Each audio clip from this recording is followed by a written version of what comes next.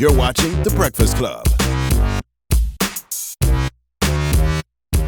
Morning, everybody. It's DJ MV Angela Yee, Charlamagne the Guy. We are The Breakfast Club. It's Friday, so you know what that means. It's Freaky Friday! But hold on, guys. You are very immature when it comes to certain topics. What are you talking about? So, we have a friend of mine, Michelle Hope, here. She is a certified sexpert. She's a friend of mine as well. Hey, Michelle. How you doing? That's why it's Freaky Friday. She's a sexologist. I know you're thinking, what is a sexologist? Those don't exist, but they do. They do exist. Yes. I work more in the ology. You know, I do. Yes, I can do sex, but I am not a surrogate. You can do sex? Okay. Yeah, I'm not the one that's going to sit there and watch you have sex with your partner and be like, you know what? Maybe go a little faster or maybe go a little slower. I do kind of the before and after. So, like, how do you tell your partner, I really want you to go a little faster? Got you. Or, you know. Did you got to say things in a positive way. I did, yeah. What was the degree? So Sex. Well, there's no degree in Sex studies. there actually are some places that there's like two universities and there's Indiana University has a good department. Indiana Howard University? Yeah, UPenn has a good university. But the idea is I studied human development, and I also did some work with marriage family therapy, specializing in African American family studies. I'm really fascinated at how our community looks at sex and sexuality, and what are the implications to our community as a whole. When you look at rates of STIs, single motherhood, domestic violence, and sexual assault, it's extremely disproportionate in comparison to other races when you look at the African American community and our Black and brown communities especially. So I think that there's conversations we need to start having to improve, you know, how we are all living as a people, right. You know? We oftentimes hear people talking about manhood and how do we, you know, teach our young boys to be more responsible. Well, how do you do that when you have 1.1 million fathers in the prison system, right? How do you teach a man to be a man if they're only men he's seeing and only images of men he's seeing on television are aggressive, are angry? Well, men like to have sex with other men too, though. And I like that too. I mean, I'm open and I think that, but are we showing images of us doing positive things when it comes to sexuality? Yeah. I am not always the biggest fan of some of the things I see women doing, but I definitely want to shout out Like Amber what? Rose for the slut walk. Okay. Kind of pushing against the idea of slut shaming, because we have to stop that, because that's what perpetuates rape culture. Like, Yeah, I think it's always so taboo, and people are so shocked when women talk about sex. And I feel like that's been an issue. That's why we had you on the Lip Service podcast, but that was the whole point of doing that, is to give those conversations, because where do you learn about different things, and where do you learn that what you're doing is not disgusting or shouldn't be talked about? But that's one of the reasons people like the Amber Roses of the world, because they're not afraid to talk about sex. And, you know, we always have a theory that is quote-unquote good girls are jealous of Amber Rose because Amber is free with her sexuality and they would like to be. But I think that the conversation should be, shouldn't we all be free? Yes. And doesn't sex and sexuality and what sex looks like come in a lot of different forms? Yes, it does come. So, yes, it does. No pun intended. Yeah. But I think that, you know, with Amber Rose being so free, she also gets a lot of backlash, right? And then for women who feel like they're stifled in their sexuality, they might not get as much sex. But it seems like kids are having and indulging in sex a little too early now because they see it more. I remember as a kid, you didn't see that much sex. It wasn't on television. There wasn't too many strip clubs. You couldn't just go online and look at porn free all the time. You heard about PIDE, right? Porn-induced erectile dysfunction? Oh, it's a real thing. I read it in Time magazine And last you're seeing month. that more, and kids are starting to have sex a lot younger now, which is very scary. Well, I think that what we have to focus on is thinking about how are we educating these kids to sex. So if it's out there already, right, why aren't we doing federally mandated sex ed K through 12, age appropriate, right? Like K? Yes, K. But in K, we're not talking about sex. We're talking about who are the trusted adults in your life if something happens and you need to have a conversation. Got you. We can avoid a lot of child molestation, a lot of child trafficking, if we could start having conversations around values when it comes to healthy relationships. True. If kids can access porn with no problem, why can they not access accurate sexual health information? No, you're right, because I mean, I had that talk with both my kids. My kids are 14 and 12. We had that talk last year about sex. the birds and the bees. And at my age now, I still have not had that conversation with my parents. Neither have I. I think you're too late. You're 5 kids in, bro. I know, but they know you're not a figured it virgin. out. But we've never had that conversation. They have never spoke to me about sex. Never. I never had that conversation with my parents either. And what you're saying is interesting because when I was 8, I would get molested by my cousin's ex-wife, but I just thought it was normal. Right. Because nobody ever told me that wasn't supposed to happen. Right. And I think that that's another thing. So I appreciate your candor and being willing to talk about the assault It because wasn't an assault. It's He liked it. a little harsh. It is But an it's- assault. You're 8 it years is old. still- You're it's a still- Okay, you're grown right, you're person. right, you're It's right. Here's the assault. deal. You're right. It first of all, it could be an assault. It was an assault. Second of all, bodies are going to react how bodies are going to react. So him saying he enjoyed it is probably true. Your body reacted. You were turned on. You thought that it was normalized. And oftentimes people who are predators, especially with children, they normalize the behavior, right? A way for parents to really help their children understand that nobody should be touching their bodies and they should have body autonomy really needs to come from the space of this is your penis, this is your vagina. It's not a cookie. It's not a hoo-ha. It is medically accurate terminology. So then they understand that no one should touch these places. Now, doc, we You call shouldn't doctor, share your doctor, cookie. right? No, No, not a doctor. I'm not a doctor. I want to be very, very clear about that. But I definitely am an expert when it comes to things in this field. Now, Michelle, if my 3-year-old goes to school and says, "Hey, can you wipe my vagina?" That's gonna sound a little crazy, opposed to "Can you wipe my hoo-ha?" But isn't that kind of interesting though? Why can't a 3-year-old say, "Can you wipe my vagina?" Vagina just sounds crazy at two years No, old. hoo-ha sounds crazy. Yeah, hoo-ha 'Cause sounds crazy. If I'm a teacher and the kid says, "Wipe my hoo-ha," that could be the nose, the Right. vagina, the Right. butt. What are you talking about, Envy? And it sounds like, and it kind of sounds like something. Vagina at 2 and your son saying penis It's the at 2? medically accurate It sounds like term. you're ashamed to say what it really That's a little is. strong. In a way. But that's exactly what it is. It's shame. A lot of feelings around sex and sexuality are rooted in shame. And when they're rooted in shame, we then don't want to talk about them. We want to hide these feelings. And that's where we go down these roads. like it's a bad curse word. Exactly. Kind of like, condoms are not contraband. If you have teenagers in your house, you should have condoms somewhere. And you should also be having conversations like, yo, you might not be there yet, but when you get there, But don't I'm you the think that's person. encouraging sex by having condoms in the house? No, because there's a lot of literature out there that says if you give a child an education around sex and sexuality, the consequences, the good things, the bad, and the ugly, it can not only prolong their abstinence, but when they do become sexually active, they have far less sex. But we have That's to what I normalize. want for my daughters. You want them to have less sex. Yes, I don't want them to have So no she's saying sex. when No you possible. Yes, I want to tell them about AIDS, and more AIDS. But I told my daughter and son, and I showed them pictures of Shock value. yes, penises, vaginas that are all types of nasty stuff going on, just so they see. Like, you want yours to look like this? And Oh then my gosh. I don't even go that far with sex. I haven't had that conversation with my daughter yet, but when I do, I'm going to show her those disgusting images of like polluted vaginas, and I'm going to say, this is what happens when you hug boys. Well, see, but then You can't say again, that. but here's I'm the saying other thing. hug. When we do that, once again, we're shaming the act of sex, and sex is very natural. Y'all wouldn't have kids if there wasn't sex. We wouldn't be a population. So we don't want to scare people away, right? Right. But what we do want to say is, hey, you choose to have sex before you're ready. These are possible outcomes. You choose not to use a condom. HIV is a possible outcome. I'm always a big proponent of, number one, knowing your status, and number two, communicating, right? So just as much as I would say, I really like it when you pull my hair, or I want to be able to say, when's the last time you were tested? Right. Let's talk about that. That's interesting. My homegirl hit me the other day, and she said that she wants to.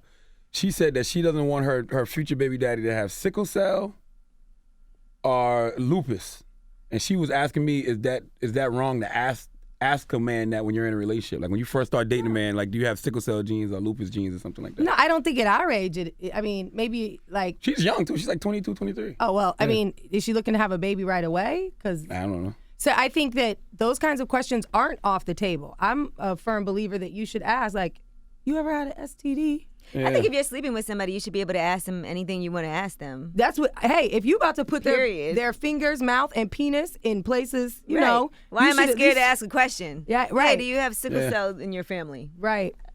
I mean, And if you're trying to make a baby, you're laying down with somebody, you're not using protection, you should really be able to ask, right? Like, you want to be able to ask, like, when's the last time you were tested. And if you really want to do Netflix and chill, just pop right on over to your local drugstore, pick you up an OraQuick test, and be like, bam, we can do this right here. You can get OraQuick HIV tests, rapid tests.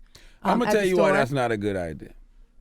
It's not a good idea because if I haven't been tested in a while, last thing I want to do is take an OraQuick test when I'm about to watch season 2 of Unbreakable Kimmy Schmidt, and I'm positive right there on the couch. Like, that's not You're good. absolutely right. But maybe not for you, but for the woman who's about to have sex with you, that's absolutely positively good. Yeah, well, it's good for you too, because now you can get the help you need. Yeah, don't you want to know? Yeah, but I don't want her to know. So you don't have to do it. You can go in the bathroom. I'm going to take an OraQuick test right before we about to watch Daredevil. It's positive, and she's just going to be like, oh, cool. She's going to tweet about it immediately. She's not going to tweet about it. Snapchat you can, that but positive you don't have to do HIV it right test. there in front of her. But at some point, you can agree to do something. But when you leave that night, she'll know. Right. Well, I think that for me, the idea is maybe not on a Netflix date, but that you can have access to finding out. Yeah. It's right there. It's $39. Right. Also, there are a ton of clinics that you can go and get a free HIV test. As African Americans, we make up approximately 16% of the population, but we make up over 50% of the HIV positive population in the United States. Yeah, I read some crazy stats this morning from my hometown of Charleston, South Carolina. It's like disgusting. Yeah, and it's interesting because places like South Carolina, where they don't mandate sex education, are also places that have higher rates of STIs. Wow. Now, if you are HIV positive, how do you tell somebody? Does that mean that you shouldn't be even trying to go out and have sex? Or? No, because we have things like PrEP, we have things like PEP. If you're on your meds, you're taking your antiretrovirals. Like Charlie Sheen said, it was undetectable. Yeah, just like Magic Johnson. That's what I would do. I'd show up in a Magic Johnson jersey and put on 2.5 Men when Charlie Sheen used to be on. She'll get the hint. Right, like, Just keep coughing. Yeah. But no, I don't want people to get the That's a idea. misconception. That is a misconception and a myth, and those are the myths we're really trying to squash. The idea is that, if you're undetectable, that means you're undetectable, and that also means that you have a lower likelihood of passing the virus on to another person. Your viral loads are so low that it's not showing up in a test, right? So keeping yourself healthy is fine, and this is something you can live with. It's a manageable disease, like a lupus. Yeah. Right? No, it's not like lupus, is it? I mean, it's very manageable. Lupus is a manageable disease. HIV now is a very manageable disease. If you know your status, you get tested, and then you're using condoms with your partner, it's very manageable. And if you have a partner that is HIV positive, I would advise you to go to the doctor and get on the PrEP. So, I had people one day saying that I was HIV/AIDS shaming because I think we asked the question, would you have, because after Charlie Sheen, would you have sex with somebody if they told you that they were HIV positive? And I was like, no, I wouldn't. I mean, it's up to every individual person what they want to do. But if you're using a condom, right, and that individual is on their antiretrovirals, you have a very low likelihood of contracting HIV. Is it impossible? No, it's not impossible. But the likelihood is low. So is it like Powerball numbers? Like if I play the lottery? I mean, I feel like it's low. I could say comfortably it's probably lower than 10%. If you're using condoms and you're also dealing with somebody who's on their meds. Now, you're a sex professional, I would say. So how do Sexologist. Sex professional. Professional now I'm in well. the sex The industry. prostitute. There we Prostitute. go. How much you charging, boo? But I was going to ask, I was going to say, how do you make yourself so good in sex? Because the reason I say that, the reason I say that is because you have to watch, you have to observe, and you have to indulge. So how do you make? Are you asking her if she's any good in the bed? No. Are you any good in bed, Michelle? That's what you're trying Did to you say. want to ask her that? That's what you're asking. I mean, but I'm asking, what makes you so great in knowing sex? I mean, first of all, I read a lot, and I'm non-judgmental, right? I think the key to the kind of work that I do is to not judge people on what their sexual proclivities might be, whether or not they're HIV positive, whether or not they've experienced assault. It's trying to normalize that what you've been through is not out of the scope of what sexuality is. And then also communication. I listen. How do you nicely say no when somebody asks you to do something that you don't want to do? Like what would that be? Like Angelina doesn't like backdoor. So, I don't like anal. It's called anal, Envy, okay? We don't have to use That's the medical term. All right. Anal. Well, I think that one thing that we do a lot, which kind of is crazy, is a lot we jump into bed before we've even had a conversation about what kind of sex we like. Like, when did we stop talking about sex? When did we stop having conversations of like, ooh, I really get turned on when? I didn't know it was flavors, though. Sex is sex, kind of. No, right? there's a whole lot of flavor in sex, honey. Really? There's a whole lot of flavor in honey, yo. airy position. Yeah, hairy position. I don't Airy. like, airy. Airy position. Okay. Some people do like it hairy, though. Yeah. You know? But I think that I dated a guy who liked hairy vaginas a lot. Did you go to your album? No, and he was mad. But go ahead. he was mad. Yeah, he was like, come on, I told you no. Hairy. Harry. And, you know, some people like hair. Some people don't like hair down there. I think that the biggest key is communication, like being able to say, I want this. That is true. I would not know how to eat vagina properly if a girl had not given me a book called The Ultimate Kiss. And she told me straight up, like, yo, you don't know how to Do this. eat. Yes, you don't know how to do this. Here's this book. And I learned. So you educated yourself. Absolutely. So I think Right, read about it. I read about it a lot. Every day I read about sex. Have you gone through a whole phase? Oh, Whole A phase. whole phase, yeah. Because you got to have experience. I will say I am not a virgin. I will also say that I have experienced a lot of different types of Penis. participatory research. See, I was asking that Research. earlier, but trying to be nice, like, but True, okay. I Have like you had a that. lot of partners? I Yeah, so have- you I gotta have- be able to I know have- the different sizes, widths. I got to tell my wife that. You want some of this participatory research tonight?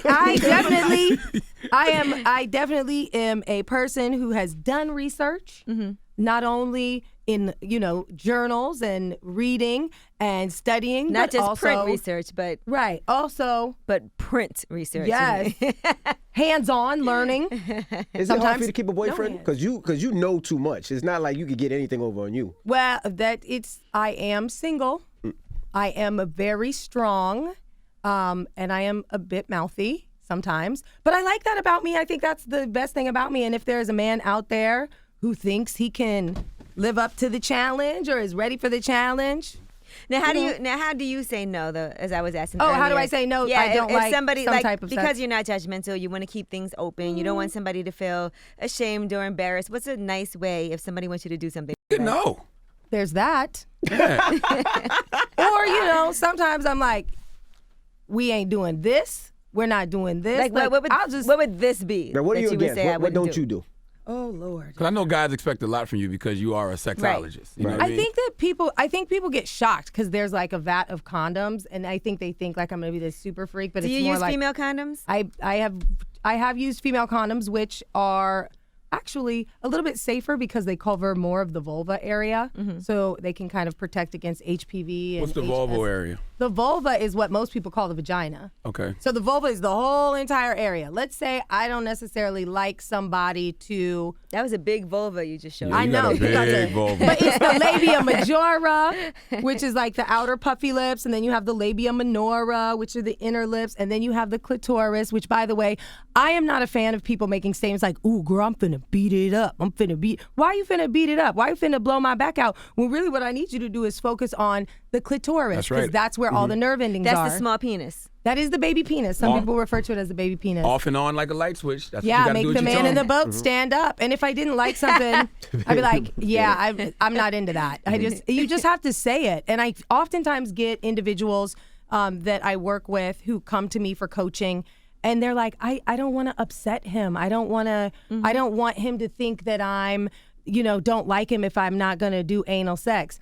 Honey, that doesn't mean you don't like him. It means you don't like anal sex, Right. which that rectum will lock up on your ass. If you don't, it will lock on your ass if you're not ready for it. It will. People don't understand that. Like, it will. That sphincter Well, will you can lock. always say it like this. Oh, that's too big for you to put it back there. There's no way. That's a nice way to say no. That to is a anal. really nice. Yeah. I mean, I No think way that big deflecting thing's gonna fit there. If your penis was way smaller, maybe. maybe, or you could just deflect to a blowjob. Like, you know what? How about we just do this instead? No, let's not just brush over Angela Yee's anal dodging tactics, okay? She got a whole speech plan. said it before. Man, that she she read said that. it She before. said that too Too quick. fast, too quick. Yeah. Okay. That's a nice way to say no to it. But the idea is that if you are sexually assertive, because that's what we're talking about, there are studies that show that women who are more sexually assertive, in other words, who'll say, I really want you to eat it, you got to lick it before you stick it, which was one of my favorite songs growing up. You gotta lick it Before you stick it. Goodness gracious. But then those women, they tend to find, have better sex lives because they're willing to say, hey, I like this. They also tend to have less rates of sexual assault because they're assertive enough to be like, no. And then also less rates or lower rates of STIs because they're like, if you ain't using a rubber, you ain't getting none of this good love. No glove, no love. And you're making men better. We cannot get better at sex unless women tell us what we're doing wrong. So you guys like Absolutely. when a woman says... I love it. My wife tells me all the time. I love it. Wait a minute, that's a shame, man. Hold No, on. she does. You Like, still don't know what she likes? No, I ask her. There's certain things that she might like differently or whatever. I ask my wife every time. So let me just ask this question. If you guys will ask, what do you like? Why do we have so many problems with consent? Because is that not the same thing? Instead of, like we're saying, I'll ask my wife all the time or I'll ask this, but yet when somebody's like I've done an experiment where I asked men, I got consent to kiss them. Like, can I kiss you now? And we talked about this. Yeah. And you were like, no, but you'll ask people what they like. You know what? I'm going to tell you, I understand what you're saying. You get what I'm saying? Yeah, I understand what you're saying. Okay.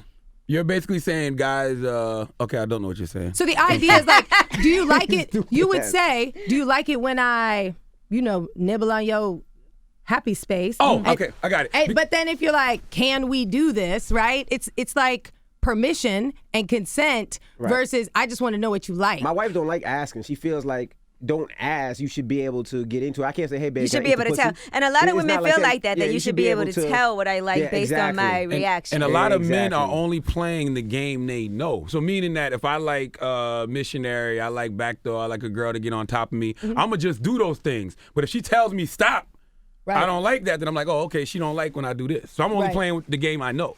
So I guess you guys need me a lot more. I guess I need to do a lot more teaching, and we have to start talking about how to ask for what you want. If you like your hair pulled, ask to have your hair pulled. If you like to be spanked, ask to be spanked. But I think the idea doesn't that ruin the moment though? When you like, no, I'm saying, you gotta ask for everything. But it's how you ask. It could be fun. Natural. It should be like, I have oftentimes talked about this I will, I want, I won't list. And the idea is like, before we have sex, let's use this as foreplay. Let's go to dinner and let's see how long we can sit at that restaurant and talk about what kind of sexual fantasies we've had with each other.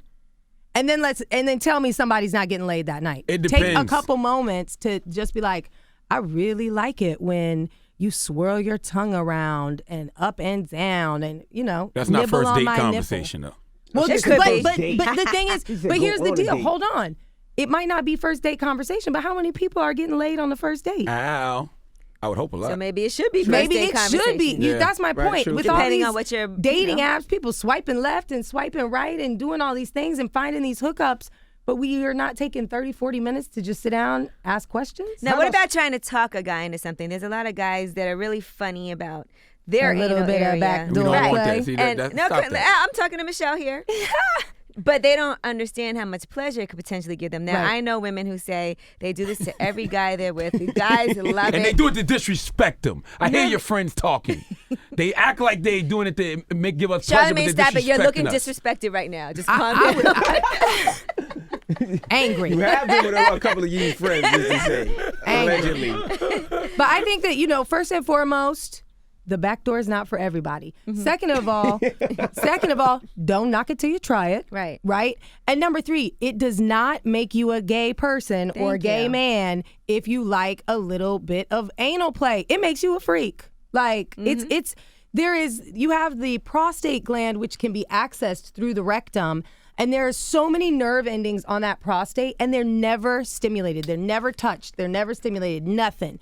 So the idea is like when you touch a part of somebody's body that's got some feeling. That doesn't normally get touched, too. Right? But have a clean butthole, though. Please. Yeah, Like, please have a clean butthole. Wipe your ass. I don't mind a tongue, but a whole finger, that's a bit much for me. I mean, you work your way up. Right. You just, if you you like know. a tongue, you'll like a finger. Now, Just what a about little bit. squirting? What about it? Squirting is like a trophy. Like, Okay, what you're seeing on porn is probably urine. oh, okay. Because when it's shooting across the that room, doesn't really happen? But the splash, like a I see. kind of- I got the splash, but I've never seen. I've been going for the shoot across the room. That can't happen. that's not a shooter. That's- That's That's regular in my life. the shoot across the room. Hell yeah. I mean, I've I've heard I keep a instances. towel under the bed. I get the splash. They shoot across the room. Never mind. My wife wouldn't. Did your wife want us to know this? never Right. mind. I was like, this is getting I real. can't get the got shoot across awkward. the room. I get the splash. I get a little, but I want the. But yeah, my vision or thought with that and what I've seen in porn, and this is another reason why I think our society sexually is just askew.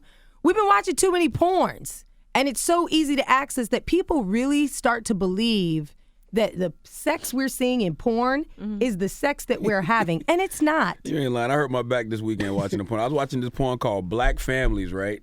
And it was Black I swear to God, Families? it was a black father. He had a black wife, 2 daughters. It was one white dude. It started off with the one white dude having sex with one of the daughters, and he was trying to sneak out the house. So as he's trying to escape the house, he ends up bumping into the mom, having sex with the mom. really He ends up enjoyed this bumping porn into have the this other much daughter, storyline. having I sex with thought the people daughter. just watched the sex part. So- You watched the whole plot. Fast forwarding. I'm watching it, and I've already, This guy I'm right watching here. it like, dang, this dude, he stays hard every time he busts off.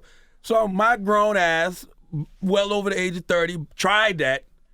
Man, please. You tried to stay My back hard? was hurting so bad. like literally the next day I was walking up the steps, I'm like, oh, shoot, what the hell happened? It was all that good loving. That black family porn. Black family. Right. You watch the whole Black thing, too? family. Yeah, I mean, you have to understand the average sex, it only lasts 3 to 5 minutes. What? That's really, yeah. The what I'm studies talking show about. it's like 3 to 5 3 minutes. to 5 minutes. So if I get 6 minutes, I'm above average. But see, the problem though is we don't do enough foreplay Yeah, we that's don't the take the time problem. to talk about what we like. Right. So we don't know, like maybe somebody into a little finger popping. Like what happened to the days where somebody like took pride in getting to second base? Second Yeah, base true. was the finger. Wait, what? Second base was the finger. No, it wasn't. It's your boobs, right? Oh, you're right. You second base was kiss. the You kiss. like First- totally. kissing Suck is some first breast. base. Yeah, yeah, When yeah, did yeah, people yeah. stop loving Third is the mammary? finger. Third is the finger. Third is fingering. the Third finger. base, yeah. Yeah, And yeah, I always yeah. say the art of the fingering has been lost. As people don't do that anymore. They And I always don't. say that. Because And girls that's act too like they don't bad. like it no more. No, we do like it, 1. And 2, you have to understand, for a man, it takes a man like 2 or 3 minutes to be ready and hit that plateau phase of the sexual response cycle. It takes a woman like 10 to 15 minutes. So I want to bring back the finger bang. Right. Yeah, I but- agree with you on that. Porn- Just porn- make sure there's no porn- hot sauce under your nails. Porn's messed me up And how with about you fingering. not have nails or clean them? Because under Yeah, your make sure your fingernails, nails are clean. nobody wants an infection from your nails. So what's the right way to rub the clit? Because I tend to do it like a DJ. And now how you do DJ? What's the right way? There is no right way. Just Envy. rub it. Envy's so mad. Like, That's not how you Yeah. DJ. I think Is that how I DJ? You did in you the can't 80s. DJ or finger. In the 80s. But yeah, I think that the way to rub a clit is the way to. You have to understand. So the clit has a hood. By the way, for she a, flipped her dress a little bit when she did that. I ain't gonna lie. for a reason. Because I'm thinking about. So the clit has a hood for a reason. The reason is because in the clitoris there's like 5,000 nerve endings. So the hood is there to protect the clit, kind of like an uncircumcised penis. Like, did you know uncircumcised penises are more sensitive than circumcised penises? I didn't know that. I heard Charlamagne, dudes say that. you got a little extra skin on yours. I had Right. a little skin bridge. It's no longer there though. I got it cut when I was 17. Oh, what'd that feel like? I don't know. I miss it though. Yeah, I've been there's, thinking about it lately. I don't know why. you could regrow What? it. Really? Wow. Yeah, you could regrow it. Plant But some seeds. yeah, so the idea is that it keeps it from being overexposed or overstimulated because then it can become it? painful. There are some contraptions and some devices. It's just skin stretching. So you would Oh, stretch okay, the okay. skin. You could do that to your whole penis, maybe. No, but I was fully circumcised. I just had like a bridge from like the shaft to the Okay, head. It was just Charlamagne. like All real right, okay. small. Finish with the hood. Oh, yes. Yeah. So you have a little leftover. So the hood is there. So if you kind I of love how pull she the talks. hood back to expose the clitoris, but you definitely would want to have a little moisture on your finger. Lube it up. Uber Lube is a great lube. Little Uber. goes a long way. Uber delivers. Uber No, it's a lube. German lube. It's like medical grade silicone lube. You can remove eye makeup with it. Sometimes I use it for flyaways bet in you my can. hair. But it's medical grade. It's a really great lube. A little goes a long way. You want a little bit of lube and you want to just kind of, you can pull the hood back just a little bit to expose it. But that can become very, very sensitive. And then remember, about 1.5 inches in and up, you have what people like to call the female G-spot. When a woman is aroused, it's going to feel kind of like the inside of a peach pit right Feels there. like a kidney bean.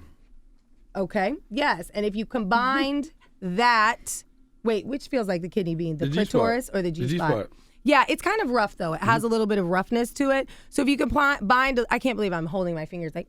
I know. If you can bind a little bit of pressure and stimulation to that internal G-spot as well as the clit, that's how you're going to have the highest likelihood of squirting on a woman. Here's the situation. Ladies, you should definitely use the bathroom before you're going to have intercourse. So then you know it's an ejaculation and not urine. And men, you should urine before you have sex because urine is acidic. And so what will happen is the urethra, which also sperm comes out of, and your semen, your pre-cum is actually there to clean out all that acid because acid will kill sperm, right? So you want to go to the restroom and urinate if you're having unprotected sex, which I do not advise, but if you're in a monogamous relationship, like all of you guys are, and you're having intercourse and you guys know your status, and she is on or off birth control and you're using a pull-out method, urinate before you go because then that pre-cum will not be as viable. It's not that you cannot get pregnant from it, but it will have a less likelihood because it's the alkaline cleaning out, kind of rolling the red carpet out for that full ejaculation. Now, can every woman squirt? Because people say that all women can squirt, but I don't know that that's true. I mean, scientists forever have been asking that question. Can every woman squirt? Some people say it's about 10% of women can do that, but it's kind of difficult to know because every woman's different. And even if a woman could squirt, if she has some type of shame around sex mentally, or she's like gets worried about it, she's not going to be able to squirt. Your brain is the most important part of sex. Don't squirt shame, fellas. You know what I'm Don't saying? squirt shame. When you down there and she starts squirting, you keep your tongue on that clitoris until she's done. If she shoots it in your chest, you take it in the chest. But All right. okay. That might be a little P. Now listen, let's talk rape. Okay, let's. You have a term, we talked the last time that people hear, and some people agree with it, it rubs some people the wrong way, but you call yourself a rape thriver. Yes. A rape thriver. Explain. And that's what I choose to call myself. Other people would rather be associated with us as a survivor. Some people, although we don't necessarily like to coin people as victims, would rather that terminology. I have coined the phrase rape thriver because from a really horrific situation, I sit with you guys today and I'm able to spread a message. And for me, that's thriving. For me, taking something that was not awesome and really horrific and being able to turn it into an opportunity to help educate other women and men about how we can end this epidemic, because it is an epidemic. Studies show 1 in 5 women will be sexually assaulted before the end of their lifetime. 1 in 17 men will be sexually assaulted. And we can stop this, and prevention is the key. But for me, I think that I feel most empowered when I say I'm thriving after this assault. So I look to be a rape thriver, and I hope that other women who may have experienced something like that will find ways to, one, get access to care. There's a lot of therapy groups. And in the podcast we did, somebody mentioned you can't die from rape. You can die from rape. Hell yeah. It is a very slow process. Yeah. It is, when someone takes something from you in that way, it is really like a little bit of a death. A little part of you does die. You were sexually assaulted? Yes, I was. At what age? I've been assaulted multiple times. Really? And I think that this is kind of where I say I'm thriving now. What age did it start? 15. Wow. And it was coerced. And then I had an experience around 16 that was a little bit more aggressive. And it happened on a college campus, which we know that it's happening rampantly on college campuses. Did you tell somebody? Or? No. And that's the problem. And that's where you start to die. That's my fear. One of my biggest fears is something happened to my daughter and she's scared to tell. I tell you. I mean, we have a great relationship where she tells me everything, but rape is something that, is, like you said, it feels like something is taken from you. Some people also feel like, oh, it's my fault. Yes. I shouldn't have been there. Right. Why was I on a college campus? That's what I Because think that's can how kill you. people will Right. look at it. They'll say, Right. well, The you shame. shouldn't have been at this party. What were you wearing? You shouldn't have been drinking. Yeah. What did you have on? Yeah. And I think that conversations like these and really getting out there and saying it's never a man or a woman's fault if they've been sexually assaulted. And I also think that as much as we need to speak about the survivors that are women, we really need to speak to the survivors that are men. I'm a survivor. Because and I understand, and oftentimes But the I know fact that he talks about it a lot makes people want to talk about their situation. Yeah. that's great. That is great. And I want to encourage it. And I know that there are some people out there that are like, oh, he makes light of the situation. You guys, this is very painful, and everybody has to process it in their own way. And for some, they use humor to do that. And if that's his outlet, then that's his outlet. Right. But understanding that hurt people. And I've never hurt anybody. Yes, you do. Yeah. I mean, Definitely have. I mean, and I'm not putting that on you, Yeah. but I'm saying that people who become predators, if you look back in their past, they were victims. And you know what else is difficult? Sometimes people come forward with their story and no one believes them. Oh, that's and they're like, oh, they just want attention. That's what I think kills you. kills They just want to tell you. this story. I think the shame and people not believing you, that's what can lead to you dying of a rape. Well, and it's not just your friends or public opinion. It's also, prosecutors who ask, like when a woman decides that she wants to try to go after an individual, that process is extremely hard. I can imagine. Because you cross-examination, they're going to be asking them questions like, how many partners have you had in your lifetime? And then they will quantify that. Well, are you sure that it was really sexual assault? And just the doubt. But then on the flip side of that, there are people out there that lie about it. And that, for somebody who's lived it, it infuriates me. I agree. I think it should be jail time for women who lie about being sexually assaulted and haven't been. And it because it doesn't help the cause. Right. What things that help the cause, things that people can do if they have experienced assault. Number one, be honest with yourself and love yourself. Find counseling. 2, tell somebody. And if you're a young child, like if you're a teenager and this is something that, like in your instance, that it happened to you as a child, keep telling somebody until somebody does something. Do not stop. Do not give up. Do not, like, if this really happened to you, be bold and be in your power. And that, to me, is what turns you into a rape thriver, is when you say, I'm not going to let you tell me that this was my fault. What about when it doesn't feel like rape, though? Like the woman told me that, if I told somebody, she'd stop doing it. And I enjoed it. Right. And it didn't feel like something was wrong. There was no pain involved. Right. I just made her stop because she had a Jerry curl. Well, I think like the smell of the curl. Well, that makes sense. Ugh. But I think that for that situation, again, the age difference, that's how predators prey on children. Yeah. It was, you liked it and she knew you liked it. So the caveat was, well, if you tell anybody, I'm going to stop. That puts you in kind of a double bind. Right. That's not fair. But I think that when it comes to knowing somebody who's been assaulted, recognize that you are a co-survivor. Or you might be a co-thriver. Are you an advocate? Can you be an ally? And being an ally means you don't ask the person, well, what happened? Could you have told signs at the beginning of the date that he was going to do this? Or could you tell signs she was going to slip you something in your drink? No, you can't do that. You have to just be like, it's not your fault. It's the person that did this to you. It's on them. And just be as supportive as possible. Also thinking about, this isn't just happening, again, to women, or it's happening to men. Look in the news. We have this incident that just came out where I don't even know, he was in politics and he got caught moving money around, millions of dollars around Hassix, I think. I'm not saying that right. Was he raped? Yeah, he assaulted his athletes. He was a wrestling coach. I did hear about that. Yeah. He was a wrestling coach. Hear about that, and it happens. And a lot of athletes never say anything because in the athletic world, you got to be macho. Right. Yeah. And if you were to come out and say somebody, look at Sandusky. Right. Hello. So why you open your eyes like that? Because it's that scary. Name Sandusky But rings and just the fair. idea of what was done, like we have to find ways to have these conversations and give people safe spaces to talk about it and to. It's hard to too say much. you got sodomized by Sandusky. It is kind of a tongue twister. Yeah. Now listen, you used the word. You said coerced. Coerced. When you was 15. Coerced. So basically, a guy talked you into having sex, but you weren't ready to have sex. It was you're not getting a ride home if you don't stay the night. That's coercion. That's effed up. But you have to understand it is effed up. But the thing is that sexual assault is not about the sex itself. It is about the power that somebody has over the other person. So all these girls that's getting flown out to Dubai via Instagram, and they told us a one-way ticket unless you do such and such when you get there. That's coercion. Yeah. Wow. So they're getting sexually assaulted. Absolutely. Wow. And it's unfortunate. Even though they paying them? But here's the deal. Would they, if there was no money, if there was no this, if there was no that, would they want to be in that situation? Furthermore, what is happening to them behind closed doors? Scat play.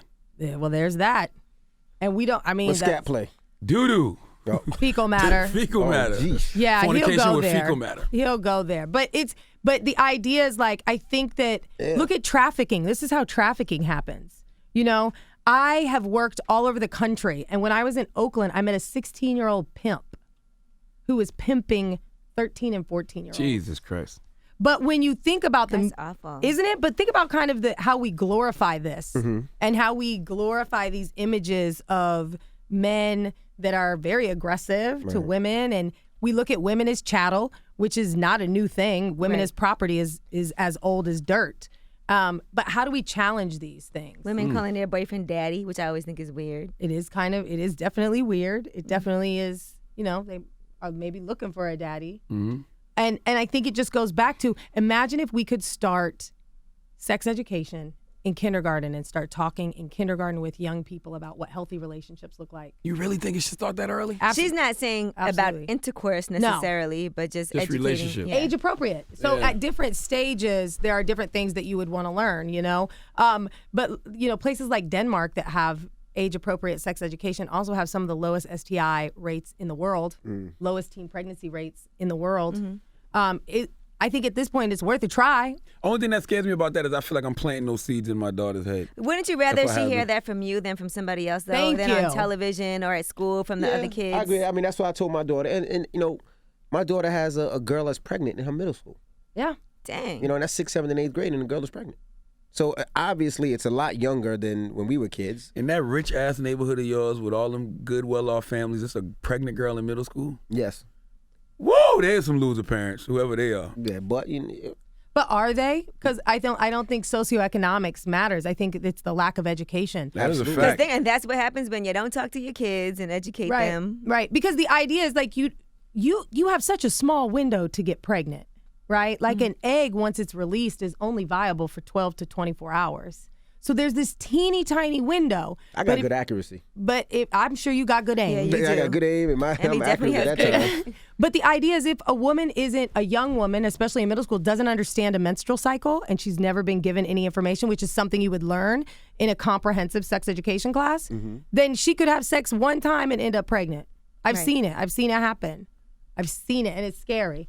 So I think that, you know, it's time that we start having conversations about sex. But we can have fun ones, too, because sex should be pleasurable. Yes, it should. Like you bought us a bunch of condoms and stuff.